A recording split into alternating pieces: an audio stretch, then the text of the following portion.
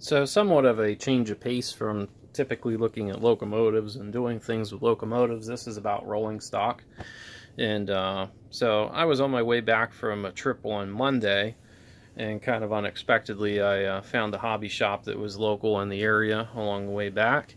And I stopped in and picked these up. One train that I'm trying to build right now is a Bnsf grain train. So these are from the newest run of Scaletrains, and they are covered hoppers. So the Scaletrains has two versions of these. These are the operator, the cheaper ones, and then there's also a rivet counter, which has a couple more details in there, but they're typically about 15 bucks more. So these are right around 25 bucks. The more expensive ones, like I said, are around 40. Slightly different box design to them. Really the only difference externally on them is there's some metal parts that are extra, and also some of the FRA stripes. So we'll take a look at one of them here, and also see how much I paid for them there. I didn't get around to taking the tags off of all of them yet. I'm really picky about not having tags on my stuff. I don't like leaving those on there, but I did do one of them here so far, but we'll take a look at it. And packaging wise, they are very, very similar to Athearn. I'm sure they probably contracted the same folks to do it. So this is what you get in there. There's a little sheet that goes over a little bit about them.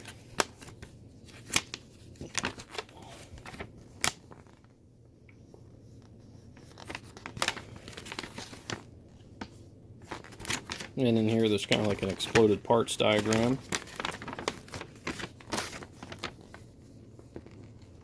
It's pretty handy if you need replacement parts.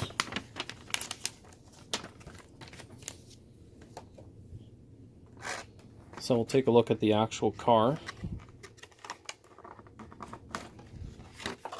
Very well packaged.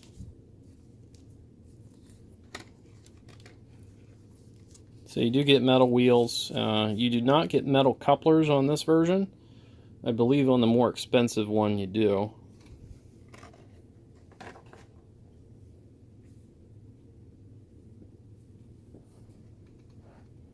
So we'll see if we can get this to focus here. There we go.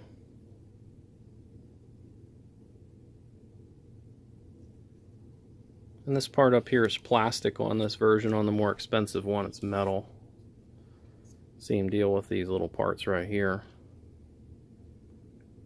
And of course, there are some warning labels that are additional on the more expensive one, as well as the FRA stripes.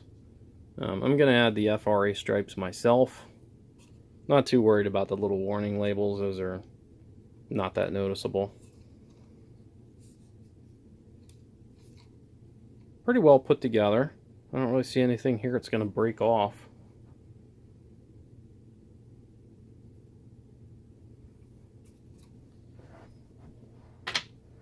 So I'm going to show you the one that I modified here.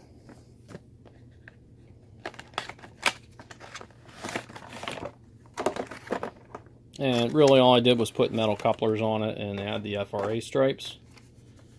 And I did that based on a photograph that I saw online of where they're supposed to go. So I just added some KDs on there.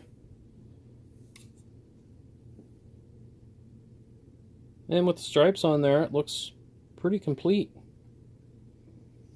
So just going to give you a kind of side-by-side here with Athearn. So that you got the Athearn on the top here, which has the actual metal. And I mean, they kind of look like they go with each other.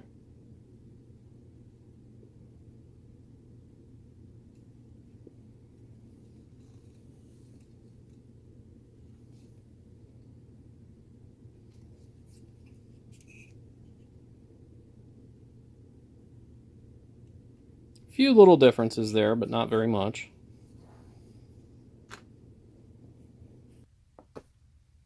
So here's more of a side-by-side. So we have the Scaletrains up front here, and then the Athearn Genesis right behind it. And the Athearn Genesis will be very, very close to what the Scaletrains Rivet Counter series would be.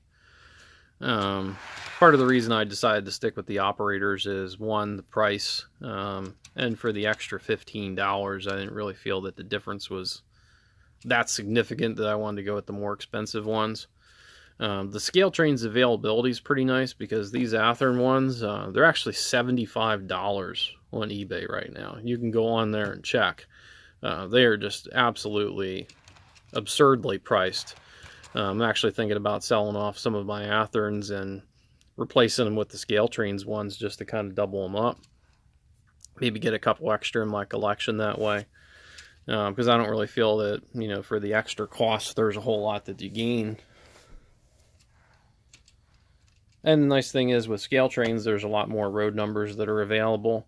And also, if you need more road numbers, you can kind of double up and get, you know, all the rivet counter ones. You can get all the operator ones, and you have a lot to choose from. So it's really easy to build a train.